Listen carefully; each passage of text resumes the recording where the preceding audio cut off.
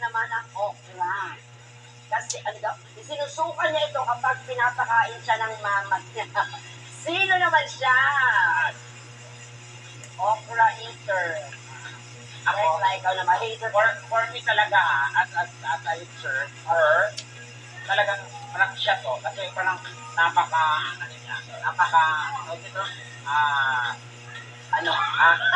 hindi, classy ang ganun niya. Parang social, na very siya. Basta, Rita. Ano kasi inadiretso sa mata ko? Ay! ayan na, ate. Ayan na. Kasi parang, Ano ba ito sa okra? Ako naman, feeling ko, kasi ito, parang okra, nakalian ka muna niya yan. Ito, di ba? Oo. feeling ko si Thea. Di ba sa Qatar kayo, be? Parang wala namang okra sa Qatar. Hindi ka sanay kumain ng okra. Wala. Dapat si Thea sasabihin ko kasi na-realize ko yung sinabi mo rin sa kanya. Sabi niya, Tayo talaga. Oo. Marami kang gamit ng okra. Ay! Ako feeling ko si Thea. Kasi, habang lumalabas tayo, parang hindi kita nakita kumain ng okra. Panay samgit lang tayo, fast food. Saka, yun, ikaw. Sorry, dami pera, may tawag ko siya.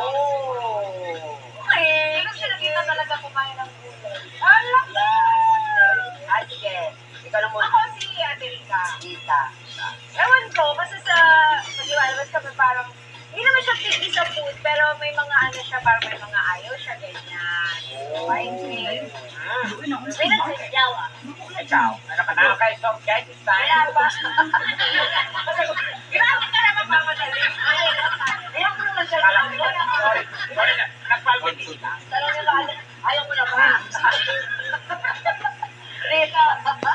Ako feeling ko si Jessica. Jessica. Feeling ko lang, Bakit? Yung tanging talaga yung chicken. Oh. wala, gano'n lang. Hindi mo siya talaga. Wala, feeling ko lang naman.